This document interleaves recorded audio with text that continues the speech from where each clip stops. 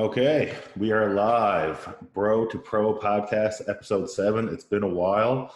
I am Morgan McDonald. We are here with Randy Madsen. It's been a while, man. How you been? I've been good. I've been really good, all things considered. Yeah, I of mean, course. we've got the current pandemic going on, but before that shit hit the fan, we had our baby uh, Yeah. on January 6th. So for it's a different life for everyone right now, but it's especially a different life for us.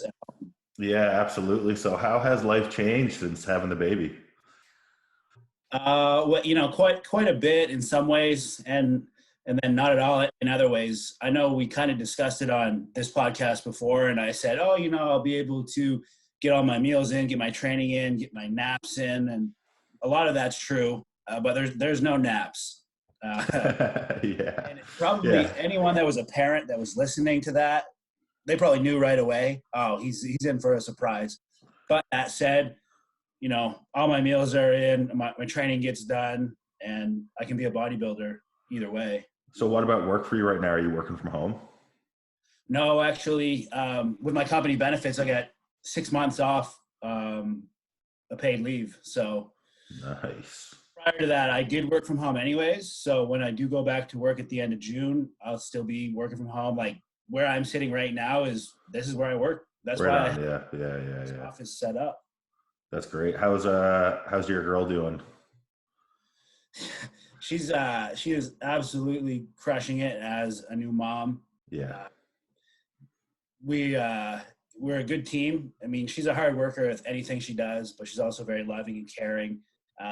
She's doing a great job. Although some days she does show that there's a lot of responsibility, and some days things add up, and you wish you could have a day off or some time off. So Oh man. that's when it's kind of on me to bear more of the load. But we're breastfeeding, so there's only so much I can do.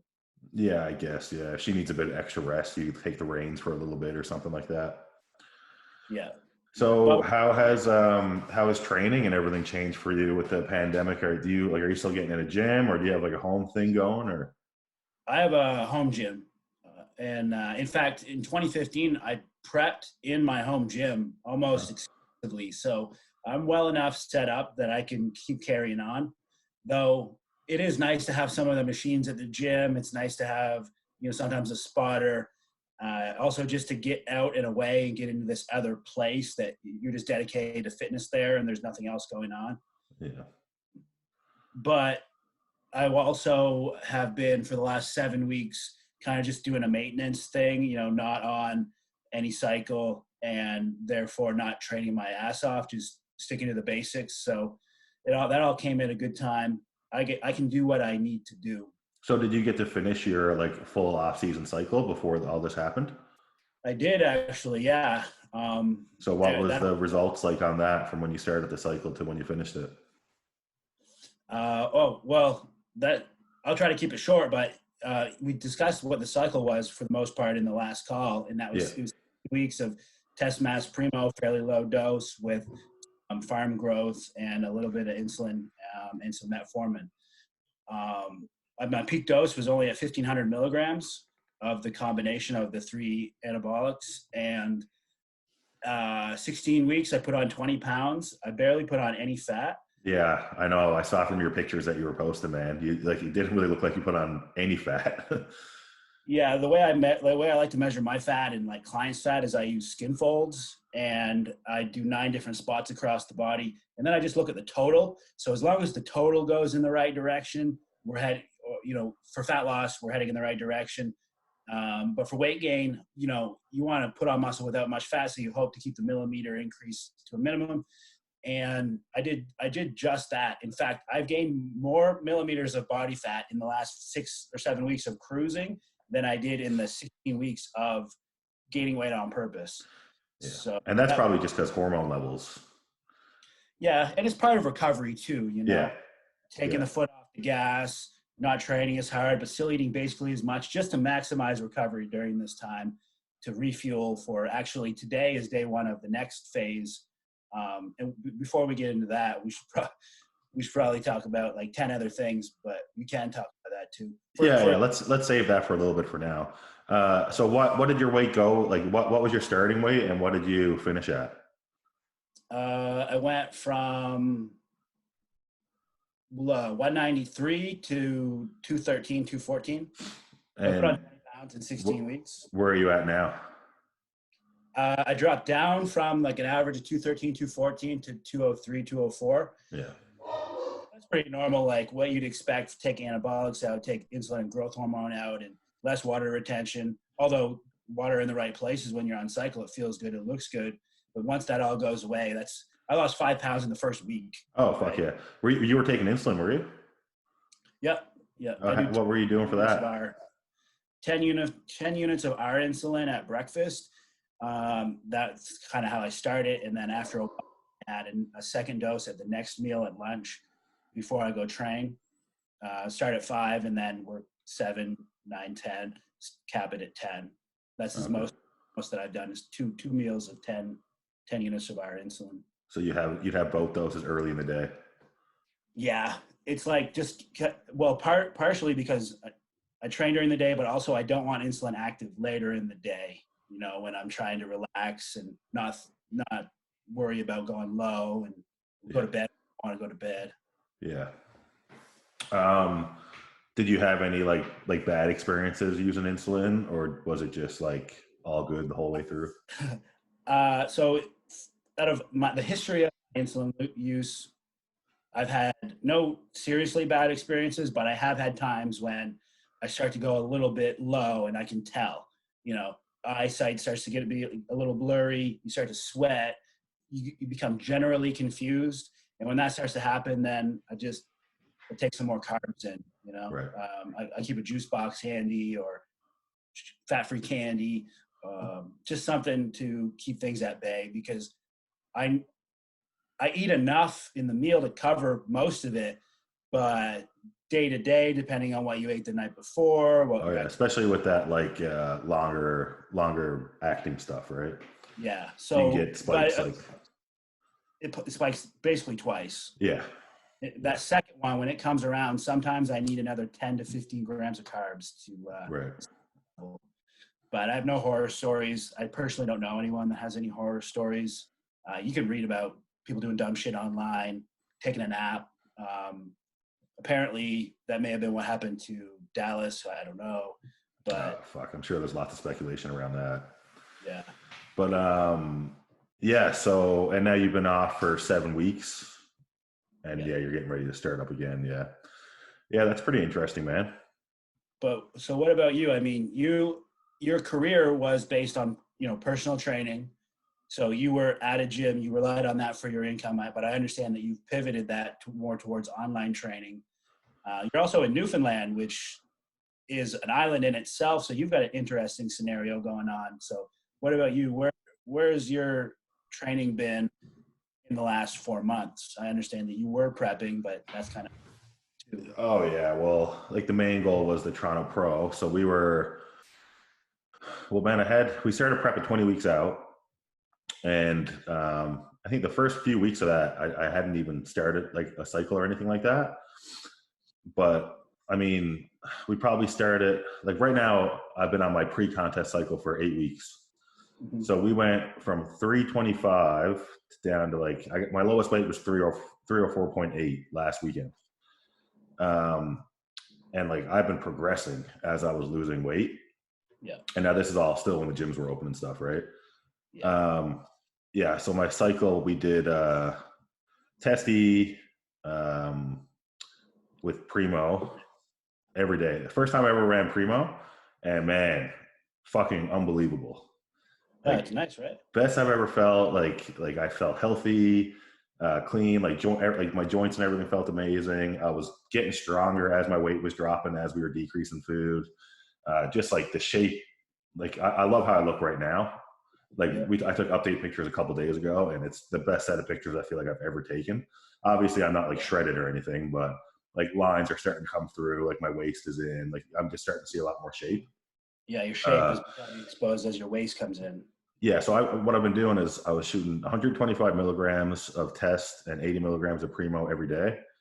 And then every second day I would alternate between EQ and DECA and just 125 mgs of those every second day. So I was totaling like just around 2 grams of gear a week. So now, since obviously last week the Toronto Pro got canceled, so I'm basically I'm switching gears to the fall. So what basically the adjustments we made, where we just took out the Primo because obviously it's pretty expensive and I don't want to just like keep running that, like, you know. And same thing, I switched over from Farmer GH to generic GH, just for the time being. And sorry, just got distracted for a second. But yeah, so switched over from Farmer to generic, but we're still moving in the same direction. So basically there's 4 weeks left of this cycle. We were going to run the cycle to the show, obviously, but now that there's no show, we're like, okay, let's, you know, finish off the off-season cycle without the Primo. So still run the test, EQ, DECA. So 4 more weeks of this, but we're still heading in the same direction. Like, I'm not looking at blowing back up or anything.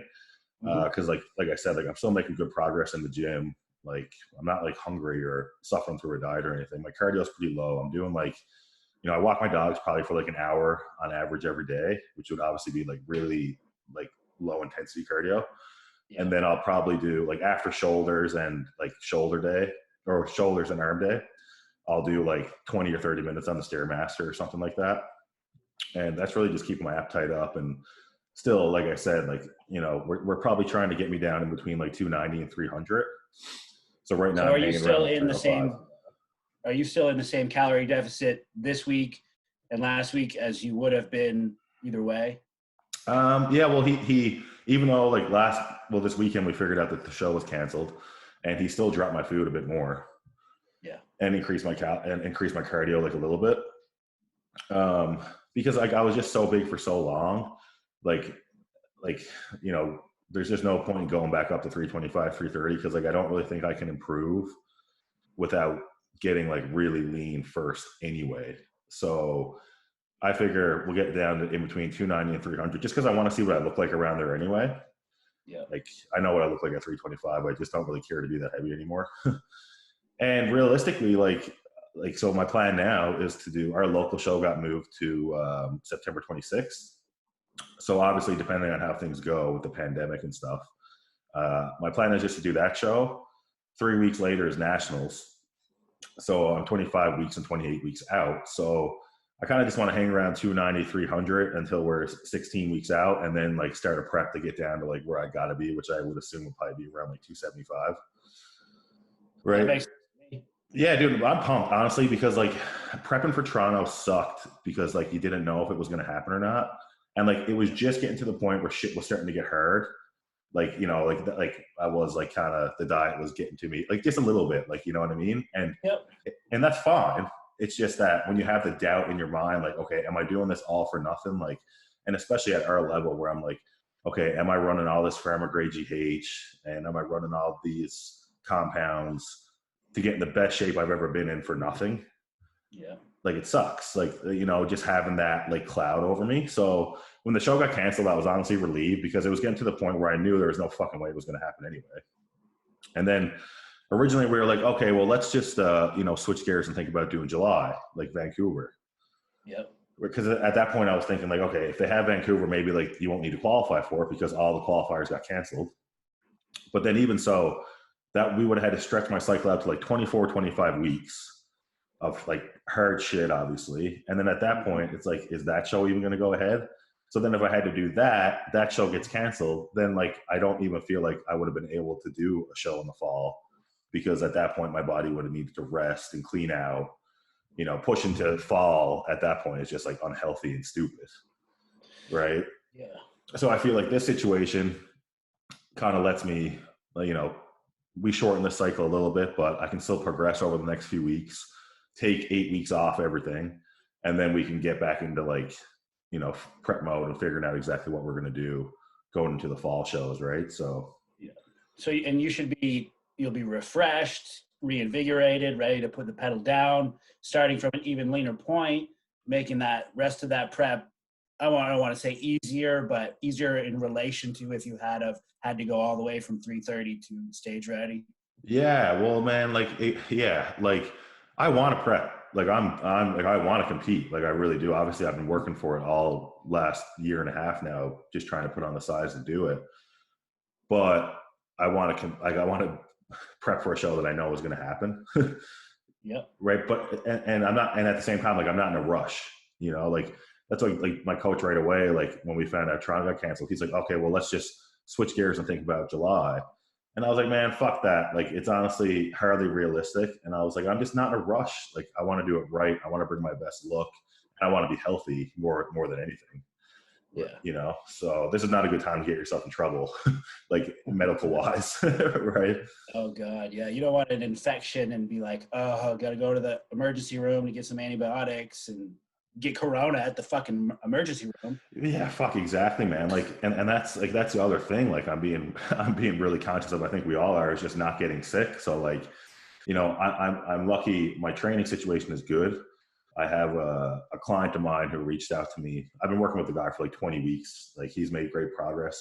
He reached out to me right away when the gym's closed here, and just said that, you know, I could use his home gym, and he has like dumbbells up to 90, squat rack, 600 pounds of weight, cable system, leg extension, hamstring curl, lat pull down, seated row. So like more than enough, More right? than enough. So my training is pretty basic right now, but like it's still all the stuff I would normally do, just take out a few machines, you know. And obviously when you've been training as long as we have, you know, we can kill ourselves with not much, right? So I feel like I'm in a luxury situation compared to most people, you know. So to me, like I feel like I'm almost at an advantage, like if the fall shows go ahead in a sense, because I'll be able to continue on doing what I should be doing and what I would normally do. Whereas, you know, I'm sure a lot of people are in a shitty situation with the training, right? Yeah, it would really suck to be someone that didn't have access to any kind of training equipment. Maybe they're in an apartment where they don't have the space to bring in their own. You know, maybe they have the money to afford it. Maybe they don't. Maybe they're in a space that they can't even accommodate it. I really feel for those people. You know, Same. Yeah. I don't know what I would do, honestly. Like if I couldn't like train somehow, it would be extremely difficult to deal with, I think, mentally for me. yeah, yeah. I was actually watching Fuad's podcast with Luke, and Luke mentioned during this time right now, he's kind of just learned to accept that when he's given a break to take it. Yeah. You know, his perspective was, I'm not going to lose this muscle. I think that he was optimistic in about the time frame for which he would have access to a regular gym again. But optimism is important right now too. I'm kind of on the other end. I've made Instagram posts, and you and I have had discussions about it, where I'm of the opinion, and I have been from the beginning, that this is going to take several months. And even when things open back up, we still have to consider what happens at that point. You know, every person's individual fear about going into public spaces, also a kind of a spike again in cases. Who knows how long this could go on. I think that if a person has the means, they should invest in some home gym equipment, because we could be seeing this for a while. But Yeah.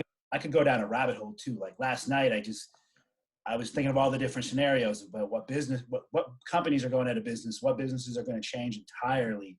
You know, like restaurant industry. They are they going to have to change their floor plans so that people can sit further apart, and therefore they have half the capacity that they used to. And if they have half the capacity, they, in theory, have to charge twice as much to make the same amount of money. And then dining out is going to become a luxury again. And what are the people that are going to do that are in that industry?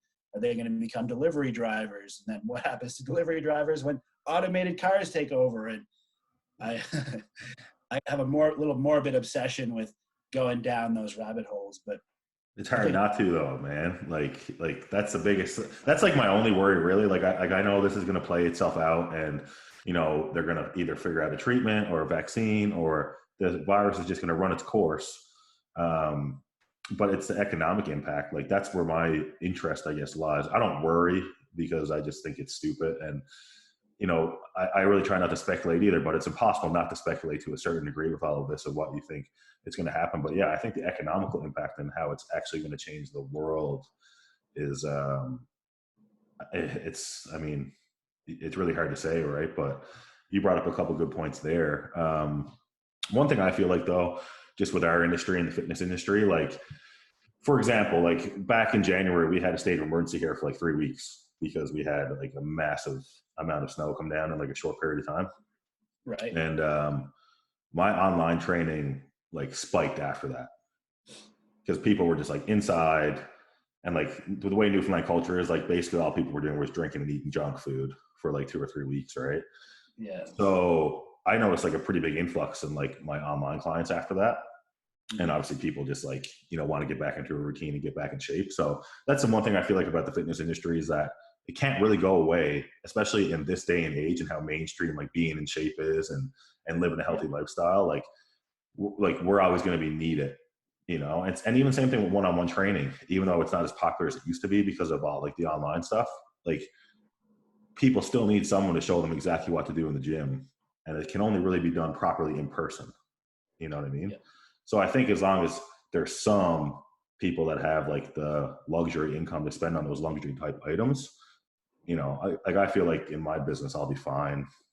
Like, I agree. I mean, thanks to capitalism and ingenuity, I think every industry that shuts down, a new industry is going to open up. Opportunities for people will happen. It's just how it works. Where there's a demand for something, there ends up being a supply and a business that gets built around it. The way services are going to be delivered will change. Maybe movie theaters will close down because people don't want to go into that really close space with a bunch of other people. But then they're just going to send all new movies to pay-per-view. So maybe home theater design it grows. So because people are investing more in just watching and consuming media in their home rather than going out. Food service companies will still exist, but there'll be less dine-in and more delivery. And big gyms.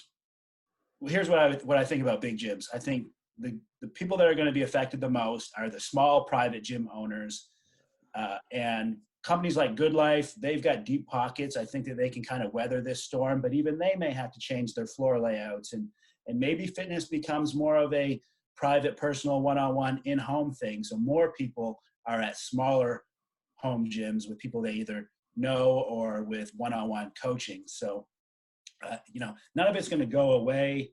Industries won't entirely die. They'll just transform. And I personally, the reason I feel comfortable going down that rabbit hole of doom and gloom is because I know that there's also the bright side of things where things open up and new innovations happen.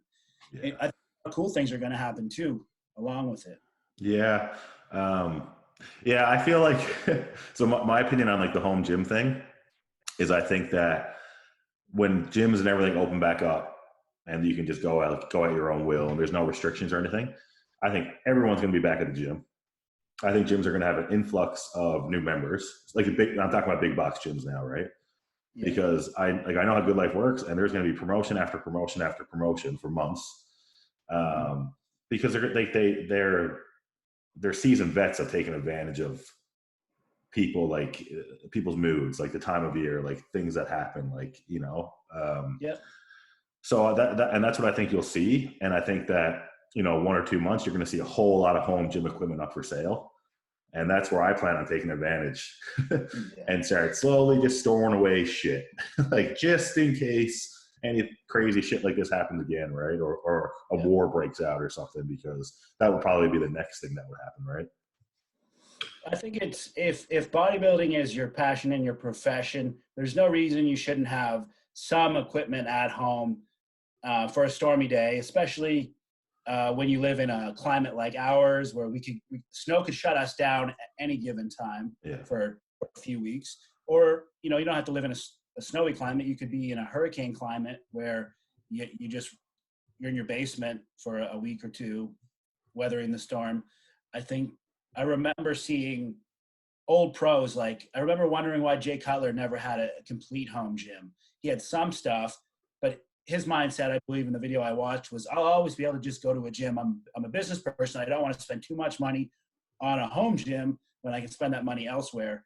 But if you do it piece by piece, and the way you mentioned, when a fire sale happens, when everyone starts going back to the gym, I think it's just like buying stocks, Right now, a great time to buy stocks because the market is down.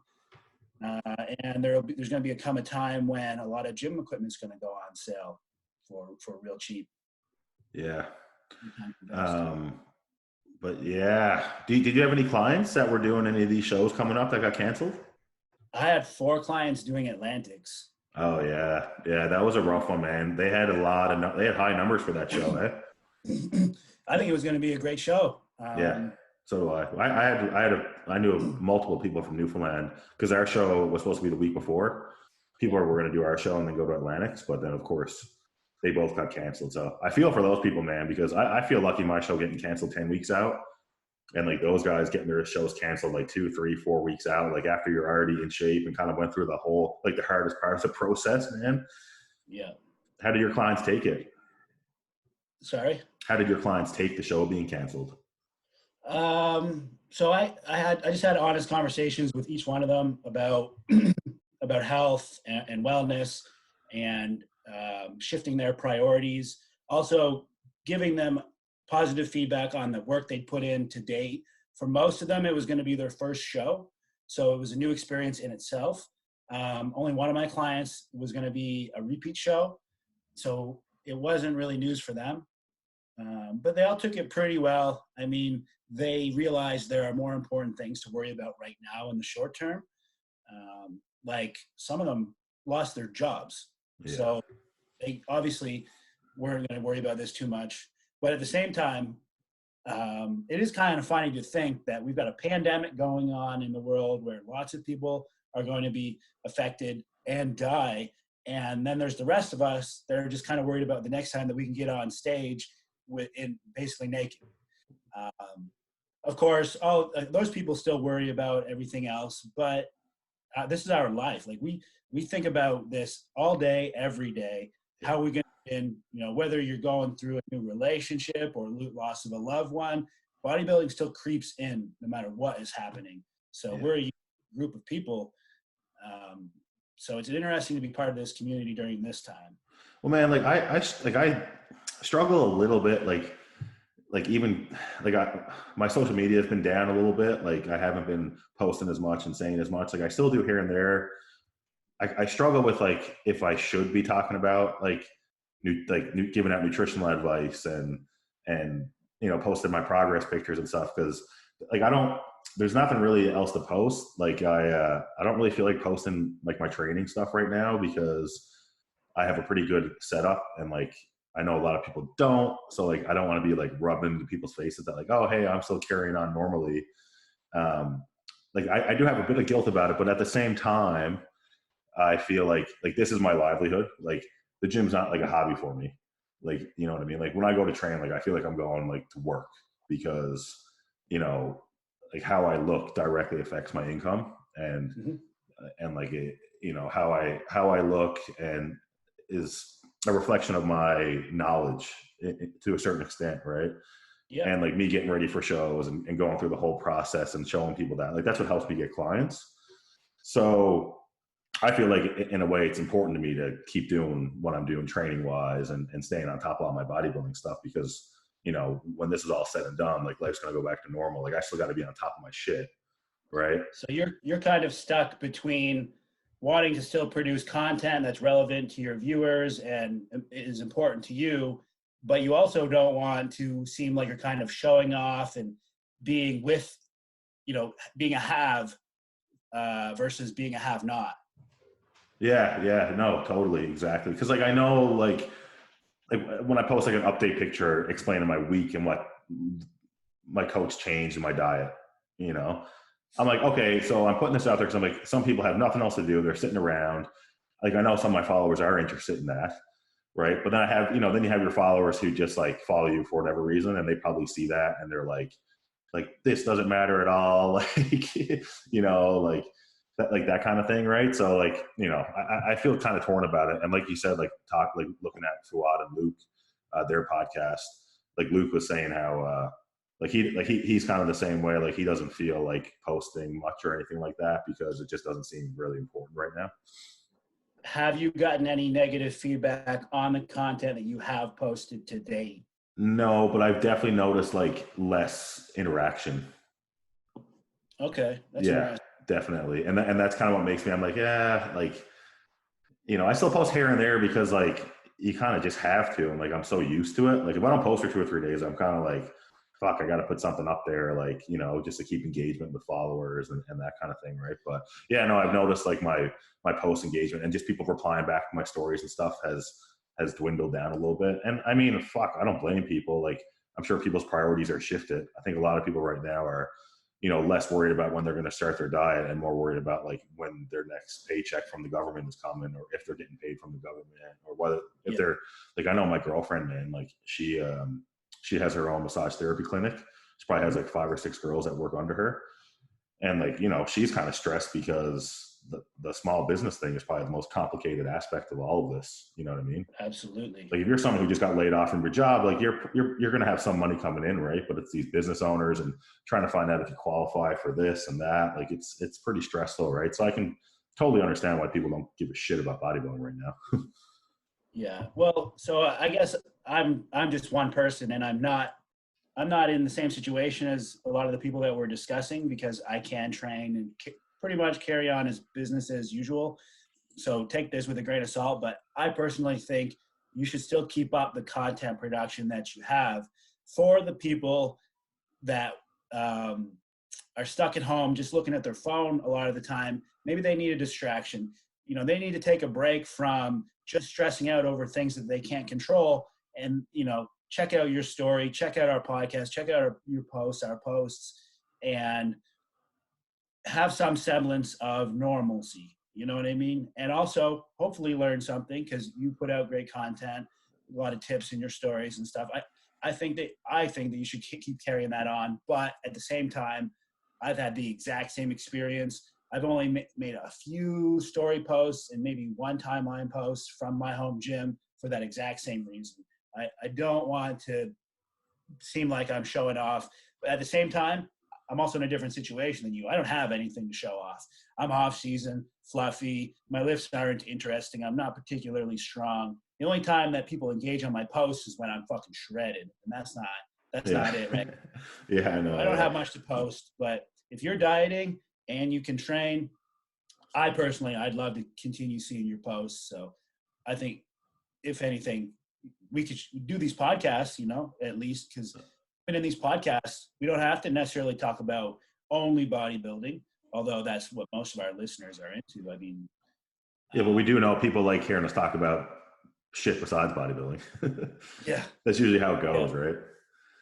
Yeah, and I know from watching, Fuad and Luke's show, there are guys that like the X's and O's of bodybuilding, and there are guys that just like to hear, Fuad talk about his relationship with his wife, and Luke with his women, and his kids, and Luke's or Fuad's truck and all that stuff. I mean, people like just hearing about other stuff, for lack of a better word. Well, personally for me, man, like when I hear these bodybuilders talking like, oh, like they're not going to put out content because of what's going on, I'm like, man, fuck that. Like, give me something to watch. Like I have more time on my hands now than, prime example of why like we can probably get a lot of good podcast content out in the next month or two, right? Because we're just going to have the time to do it.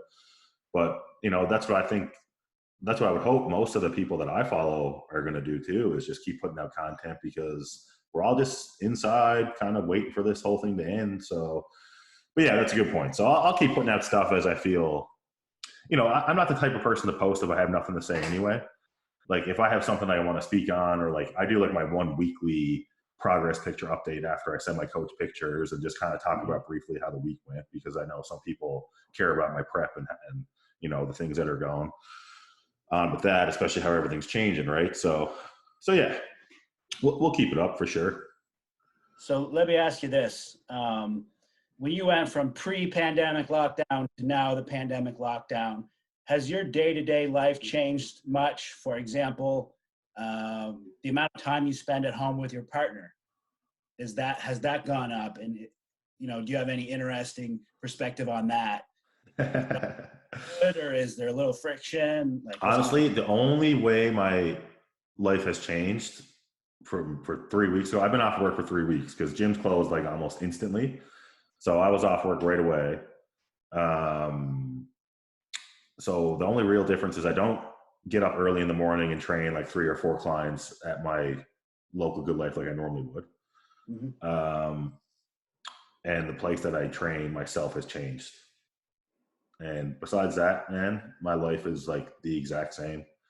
I've actually, like, even with my online client stuff, I had like probably 50% of my clients put their training on hold until this is over. Same. And I had one person who had just signed up with me the week before. I had to refund them. That was some guy in the States too. So like he was in a tough situation. And then I've actually gained 3 clients since this started. Just people that are at home that like don't want to, they want to keep up with their nutrition and they just don't know how to go about it because their activity levels are down, right? But no, man, as far as being at home, like my girlfriend and I spend a lot of time together anyway, because like we both just work early morning. We're usually home by 12 or 1 o'clock every day. And then it's just get a couple meals in, go train, and then come home, hang out with the dogs. Like I said, like we probably walk the dogs 3 or 4 times a day now. That's one good thing in Newfoundland we've been getting lucky with is the weather. The weather has actually like turned since this pandemic has come on. Yeah. So before the pandemic, we were just dealing with snowstorms like twice a week. I've never shoveled so much in my fucking life as I have this winter. And then the pandemic came and the weather's starting to turn. So at least we have good weather to get outside, right? So I think that's really helping us because she's dieting now too. So like I said, like our diets are not hard, but like we are restricted. But like anytime we want to kill time in between a meal, like we'll just take the dogs out, kill off 30, 40 minutes. It's good extra cardio for us. So that makes us feel good, right? Because we know it's kind of like, even though it's just like light, low intensity, it's still helping us towards our goal. But that's one thing I think that's saving us a lot too is being on a structured diet. Because I know me, like, it's such a weird, like, human nature thing. I feel like when we're all just like told to stay inside and do nothing. And this was the same thing with the state of emergency we had back in January. Like, you kind of just want to start eating shitty. Like you're just bored at home and you're like, fuck it. Like the world is shut down. I'm stuck inside. Like I want to eat 6 muffins. Right. But the fact that I got to check in with Dorian every week and like, we still have a plan for later in the year.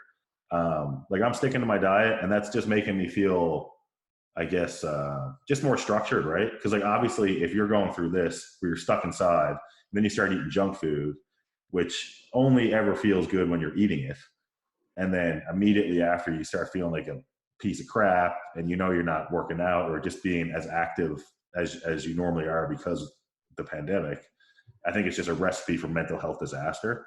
So I think us being on a structured plan and keeping each other accountable to it is just, it's good vibes, right? Yeah. This is as good a time as any to focus on the variables that you can control, like diet, because you're not going to get invited to go do some social gathering that's going to throw a wrench in that. You're at home, food. It's, and grocery store trips can be limited. So when you go, maybe you're only buying exactly what you need and you're not buying the extra snacks anyways. But I do have a funny story about that. A week or 2 into the lockdown, Kelsey, my fiance, she told me she was going to order some Picaroons beer, a craft beer company in our town, in our city. She said, I'm going to order some beer because it's supporting local. And I rolled my eyes like, supporting local. Yeah. But so anyway, she had the beer delivered and it was actually really cool. You place the order online. They tell you about all their sanitary practices to make you feel better about doing it. They show up. When they place the beer on your doorstep, they spray it with sanitizer right there, right in front of you. You can put your ID up on the window so they can check it, and it's all good. But the funny part is, once we had this beer in the house, around 5 or 6, when we would normally start to have supper together, what we would do is we'd split a beer. And then, because they're big beers. Yeah. That turned from splitting a beer to having a full beer each, and then that was like, then every single day I was like having a beer, and and then as the days went on, earlier in the day I started thinking about maybe it's like normally I'd have that at 5. It's 2 o'clock. My mind's starting to wander. Maybe I'll crack a beer, and then I was like, I could totally understand how someone could become an alcoholic just out of sheer boredom during this time. Yeah, Beer stores are one of the only things that's staying open. and for good reason. Don't get me wrong. Alcoholics need their liquor, and we want to avoid bootlegging, so they got to stay open, I guess. But you go get a 40 of vodka today. If you're an alcoholic, you're going to need another one tomorrow or the next day, and the rest of us are not immune to that kind of habit or mentality. Well, man, you know what though? So I got some family members that are like nurses and stuff, and they're saying like from the restrictions the government had put on, like access to liquor stores, like you got to line up outside and call in your order. Like a lot of these people who are alcoholics like don't have the competency to do so. So they've had people that are like drinking, rubbing alcohol and stuff, and have to go and get admitted to the hospital, and then they're exposed to coronavirus. And it's like they're saying it's a lot worse. Like they should basically just have the liquor stores open like as if they were grocery stores, like, and that's just like feedback. I'm sure there's like, I'm not going to get into the politics of it, but anyway, that's besides the point. But yeah, no, exactly. And I think the same thing goes with food too, right? Yep. Like that's how, if we're locked down like this for 1 or 2 months, like there's definitely going to be some people come out of this that have like gained a lot of weight just from poor eating habits, just because they're bored, bored, not at work, not doing their regular things, keep going to the fridge for a snack. Yeah. And all the baking, man, everyone's baking shit. That's true. Like, yeah. So many people baking just because they like, oh, I'll learn how to bake, and they make these awesome cookies, and then they probably eat like 24 cookies or something. No lie, my brother-in-law has gotten serious into the baking over there at his and my sister's place, and he's great, man. He's made cinnamon buns, these shortbread cookies, and they're sending their extras over to us. Yeah. I'm trying to not get fat. I can eat a calorie surplus, but I want most of that shit to be, I want my carbs to be rice and oats and potato. I don't want it to be muffins and cinnamon buns and shortbread cookies, but I'm working on it, so I'm not immune to that problem either, I guess. Yeah. I just gave like right now what I'm doing, like, because we were just doing one cheat meal a week, which is literally just like one burger and one fries. But now what I'm doing, because I obviously have so much more time, and just because like given the situation, I just on my leg day, which is Saturday or Sunday, I just let myself eat whatever I want for the day.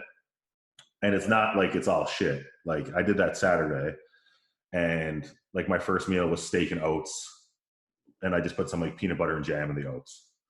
Then my pre-workout meal was chicken and rice, and I had like a little bowl of Reese Puffs with that. Do you normally have steak and oats for breakfast anyways? No, I have steak and sweet potato. Sweet potato. Okay. Well, either way, steak for breakfast. That's pretty cool. Oh yeah. And then my post-workout meal was like an actual cheat meal. So I had like a couple of double burgers and fries and like Caesar salad. And then right before I went to bed, I just had a protein shake with pancakes. So I'll have like 4 or 5 bigger meals instead of like 6 like super clean meals. Yeah. Right. So my calorie difference isn't much. And it just gives me like one day to like not think about weighing everything, and just like kind of like have some different foods that are still like healthy, but just not the same shit I'm eating every day. And that I've been eating for the last 11 weeks. Right. The other thing that I personally enjoy about days like that is when you have your cheat meal, then after that, you just don't eat again until you're hungry. Yeah. Yeah, totally. Yeah. Rather than being like, all right, I just had this 1,500 calorie meal. There was like 100 grams of fat in it. I'm going to feel bloated and like slow digestion for the next 7 or 8 hours. But in my mind, I think I got to eat that chicken and rice meal in 3 hours. It's not going to go down well. But if you know what you're doing, like you do, you can have those days. They won't set you back. Whereas there are people that are probably listening to this that are more novice in the diet game, in the bodybuilding game, that they're going to go and try to do that and totally screw themselves. Yeah, exactly. Yeah. Disclaimer on that. Yeah. Know your limits. Oh, totally. Man. I was going to ask you, and it was obviously I can't ask you it because you're dieting, you're prepping, but I wanted to ask your opinion on getting food delivered or going through drive-thrus. Do you feel like that's safe right now? Would you be doing that if you could? No. So I get all my protein delivered to me still. But it's like, so my friend owns a meal company here that they sponsor me. And what are they called? Premium Choice Meals. Right, premium choice meals. Yeah, so they deliver out your way and stuff too. But yeah, so but it's just him, like, and he stays in an apartment that's like above his like restaurant where he makes all the food, and so his place is takeout or delivery, and he also ships it to Nova Scotia, New Brunswick. But like it's just him cooking it. Like he's totally self-isolated. He cooks it, brings it to me, and like that's just kind of how it works. So it's not like going through like a million people's hands by the time it gets to me. So like I feel good about that, right? The drive-throughs, man, I'm done with drive-throughs until this is over. Like I just know. So I live in an area where there's like every fast food restaurant is like 2 minutes from me. Yep. So I'm really experienced with all of the drive-throughs, and like not trying to discriminate against like people of a certain age group or anything like that. But I just don't trust these like grimy little kids that work in these drive-throughs like at all, right? And like to me, it's just like a surefire way to. It's just not worth the risk, you know. Like I'm at the point now, like that burger and fries I had Saturday, like that was all homemade shit. Nice. Homemade extra lean beef, like, you know, because I have the time to make all that shit. So I'd rather just do it myself anyway. I can make it taste better than a fast food burger. And there's like a lot less risk, right? Yeah. Because just to me at this point, like I know I'm not worried about if I get sick, if I'm gonna like die or anything like that. But it's gonna fuck up my training. You know what I mean? Which is just gonna and that will just mess up everything. So like that's really where my like reasoning behind that lies. Like I'm trying to be like as safe as I can to not contract this thing. Yeah. What about you? What do you think? I'm of the same opinion. We haven't done drive-through. We haven't gotten delivery. Prior to the pandemic, we would occasionally get food delivered. You know, maybe we'd have a cheat meal Saturday night, order some pizza or order some Chinese food delivered or takeout. That stopped. And the only time we'd really go to a drive-through would be to grab some coffee and a donut maybe. And we would really only do that after we'd have doctor's appointments for the baby. So, you know, we'd have a 10 a.m. appointment. Kelsey would be too caught up in breastfeeding and getting the baby ready to have breakfast. So we'd go to Tim's after, grab some coffees, maybe a breakfast sandwich, and for her, a donut for me. But we stopped that, and I'm glad we did because just last week I saw on Facebook a Tim Hortons in my town, Union Street Tim Hortons in Fredericton, New Brunswick, which is on the north side. Some stupid kid, probably 16 years old, gets his coworker to videotape him pouring shit straight from the machine into his mouth. And so he thought he was being cute. He's like, I guess the ice cap machine's broken, so I'll have to make it with my mouth. And so then he's like, he. And he goes over to one machine, puts his mouth on the fucking tap, bare hand on the thing, cranks it open, pours it in his mouth, goes over to another one, does the same thing. This shit gets online, and within an hour, like 50,000 people have been exposed to it. Even Tim Hortons, the Facebook page themselves, comment on this person's video post on Facebook talking about, oh my God, like, well, they didn't say, oh my God, but their reaction was more or less, you know, the owner has been notified. She's absolutely devastated that this is happening at her establishment. She's going to shut the place down for 48 hours so everything can be clean. This person's been fired. The person that took the video, they've been fired. But the damage was done at that point. Oh, fuck yeah. All the comments are, well, the comment section on Facebook, it's an animal on its own. So you've got people obviously mortified. Then you've got people that want to defend. They're saying, take this video down. The damage is done. This poor 16-year-old boy, he's going to have to live with this for the rest of it. He lost his job. What more do you want? Now you're just keeping it up so more people can get mad. And then there are people just fighting. Little fights break out on their own in the comment section. So, oh yeah, I know. But it made me feel a lot better about already having made the decision to not do drive-through. Well, man, so literally 2 days ago, I think 2 or 3 days ago, we were going to our local like Dominion, just like big grocery store, and we pull up there, and like as we're pulling up, all the employees are coming out. It was like 2:30 in the day, and they're like, "Oh no, like we're closed, like you guys can't come in." So then I checked like our local news thing, and like we saw like the news people were there. They had closed the store like a half an hour before we got there because an employee tested positive. Oh, Yeah. So I was like, holy shit, we're lucky, because then they put out like a big notice, like the government did, about if you were at this Dominion in the last like couple days or something, you had to self-isolate for 14 days. yeah. And I was like, well, shit, like dodge that. Like that would have been terrible. Yeah. Right. So it's just like, it's so, you got to be so careful, man. Like with this going on, because it's so easy to get. And like, that's the scary thing about it. But at the same time, like you got to go out at least once a week to get your groceries. But I think like we both said, like just staying away from the unnecessary shit. Like, like you might get gas and then be like, oh, you know what? I'll go into the gas station and get a Diet Pepsi. But it's like, do you really need it? Yeah. Like just like skipping little things like that could save you, right? And skipping out on drive-throughs and like food deliveries and just making all your own food. And like I think that could go a long way and just like flattening this curve, like they keep saying, right? Right. Well, it's funny you mentioned it because as I was laying down last night, kind of doing my mental checklist for what I need to do the next day, on my list, I wanted to go get one of those 4-liter jugs of water so I can get back on my water intake game now that I'm hopping back on and getting real serious again. Then I was like, oh, shit, I don't want to walk into that Irving. Yeah. So that's off the list of things that I can do. But at the same time, I don't think it hurts to be too cautious from an individual perspective. There are people out there, and they're saying they're making too big of a deal of this. This is being blown out of proportion. I'm going to keep doing what I do, and we hope and pray that that person's actually right.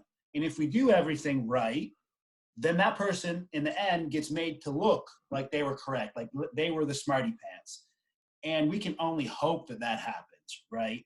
Yeah. That means not too many people, or that's poor wording. That means that it was not too devastating. That means that we survived it and we came out looking pretty good. But the only way that can happen, in my estimation, is by overreacting now. Yeah. No, I totally. You don't want to be the person that thought they were too smart, they were too cool to take things seriously, and be back sitting on your butt, and then all of a sudden you have 90,000 cases. I believe that we're in this situation because the politicians were those people. Yeah. When this first started, this came out that this thing was in China, and then it was kind of making its way over to Europe, and everybody over here was like, oh, it's not going to come here. It won't be bad. But if we had to start shutting down travel and everything, then we'd be fucking fine. Right. But we just procrastinate. So even if you do have these people that are like, oh, I'm going to continue on as normal, not do my part, and then it still works out. It's not because of that those people were right. It's because of 90% of everybody else did what they were supposed to do. And if those people just continue on with life as normal and don't stay at home and everything like they should, and they don't get coronavirus, they're just fucking lucky. There will be some people that just get lucky. They do this stupid shit that you're not supposed to do, and they don't get it. And they're like, oh, no, what the big deal is. I never got it. It's a lot of average. So here we have just over 200 cases now. Yep. 167 of those cases are linked to one funeral home that one lady went to after she got home from vacation and didn't self-isolate. I saw that. It's crazy. That's nuts. And she was a postal worker too. So she went to the Canada Post sorting place, like the head facility here. They had to close all that down. So Canada Post has been fucked for like 2 weeks because of her. And she gave it to everyone at this funeral home, which made 167 people have it out of the 200 that have it, all because of one person. That's mind-boggling. Yeah, so we'd have like 50 cases, if this person just did what they were supposed to do originally. Right, because early on, I was talking to you, and I was like, Newfoundland only has like 2 cases. That's the place to be right now, right? Yeah. And that was like a week later, CBC reported that 44 of the 67 cases at that point were related to one person going to a funeral home. Oh, yeah, man. And those people that get it. She's gotten some serious heat. I feel bad because it was it's hard to say if it was really her fault or not, because that was right around the same time that they were saying that you had to self-isolate when you got home. They weren't being like, you're going to be fine if you don't do it, but they were just kind of the beginning stages of like, this is what you should do. And I think the girl was only like 21 or something, right? So she just kind of came home and did what she was going to do anyway. And then, yeah, that's what happened, right? So. Yeah. Well, when you're a young person that's not worried about dying from it, like you say, I could get it and I'll beat it and that'll be fine. That's cool. That's fine. But then you're going to be responsible for giving it to someone else. And that is the responsibility, or that's what I don't want on my shoulders. Yeah, man, exactly. I don't think many young people can fathom that. Like they cannot like they can't get past their own selfishness, right? They're like, I'm not letting this affect my life. The government's blowing this out of proportion. I'm young, so even if I get it, I might not get symptoms and I'm not going to die from it. So therefore, I'm not going to worry about it, completely disregarding the fact that you can easily give it to someone else who it could kill. Yeah. And it's literally your fault for not being responsible enough and selfless enough just to stay the fuck home and sit on your ass.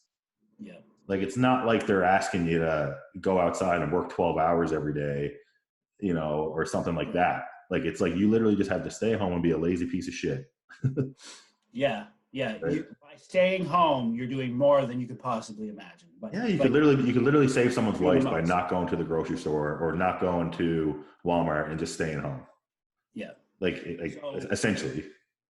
I know someone who has COVID.